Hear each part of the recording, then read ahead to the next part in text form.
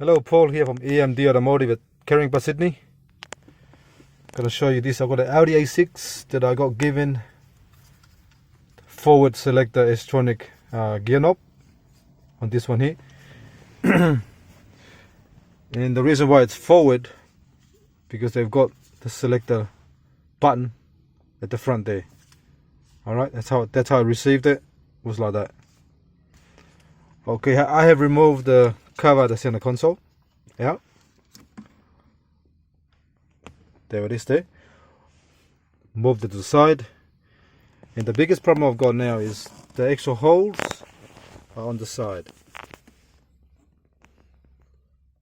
I have looked up the instruction on the internet for this selector knob, and what you got to do, you got to heat this up and then turn it 90 degrees so the actual holes there is facing forward. But the biggest problem is if you heat this up, it'll be weak down there, and over time that will break off, or something will break off.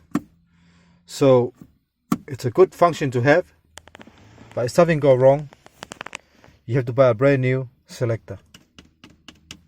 And this part here is not really cheap, it's expensive. So it's a good thing to do, like I said, but I'm going to ring the owner of this car and tell him to watch the video before I start. To be honest, it's better off not touching it, or you end up weakening. You're gonna actually melt this and try to move it and distort it so that hole will face forward, so you can fit this new forward selector in, which looks good, but it's gonna be weak down here for this part here in the future. Alright, that's the biggest problem. That's why you can't fit it straight away, because you can't just fit it on because of that.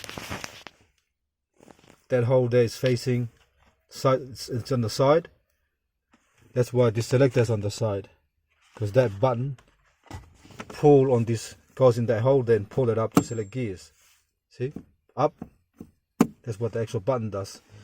But because I've got to modify that so that will face forward rather than facing sideways, it'll be weak.